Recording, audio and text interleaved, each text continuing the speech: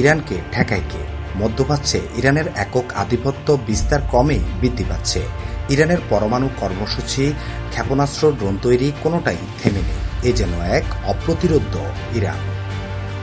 Iran ইসরায়েলের চলমান উত্তেজনার মধ্যেও ইরানের কর্মসূচি একদিনের জন্য বন্ধ হয়নি। গোপনীয়তার সাথেই ইরান তাদের কার্যক্রম অব্যাহত রেখেছে। ইরানের পরমাণু সমৃদ্ধকরণ প্রকল্প এবং সেটি দেখতে আন্তর্জাতিক পর্যবেক্ষকদের পর্যাপ্ত সুযোগ না দেওয়ায় এ তথ্য উঠে আসে।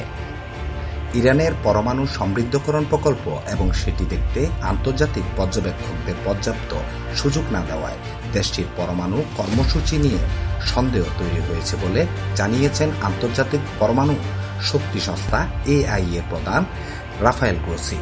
তিনি বলেন, পরমাণু বোমা তৈরির জন্য সমৃদ্ধ ইউরেনিয়াম পাওয়া থেকে কয়েক মাস নয়, কয়েক সপ্তাহ দূরে আছে ইরান।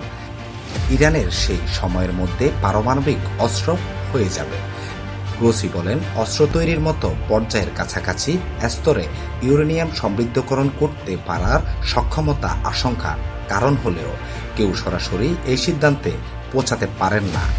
ইরানের এখন একটি পারমাণবিক অস্ত্র রয়েছে, কারণ একটি কার্যকরী পরমাণু অস্ত্রের জন্য অনেক কিছুর প্রয়োজন হয়। ইরানের দাবি, তাদের পরমাণু কর্মসূচির উদ্দেশ্য জনগণের কল্যাণ করা। গ্রোসি আরও বলেন, ইরানের পরমাণু কর্মসূচির উপর নজর রাখতে যতটা সুযোগ পাওয়ার কথা আইএএ ততটা পাচ্ছে না। সে কারণে দেশটির পরমাণু কর্মসূচি নিয়ে আরও সন্দেহ তৈরি হচ্ছে। তার ভাষায়, আমি আমার ইরানি প্রতিপক্ষকে সবসময় বলি যে এমন কার্যক্রম ব্লু উস্কে দেয়।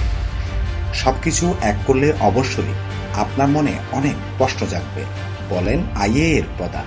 ইরান ও ইসরায়েলের মধ্যে সাম্প্রতিক উত্তেজনার সময় পরমাণু প্রকল্পে হামলার যে বিষয়টি আলোচনায় এসেছে তার নিন্দা জানিয়েছেন গ্রোসি। তিনি বলেন, পরমাণু প্রকল্পে হামলার কথা ভাবাই যাবে না।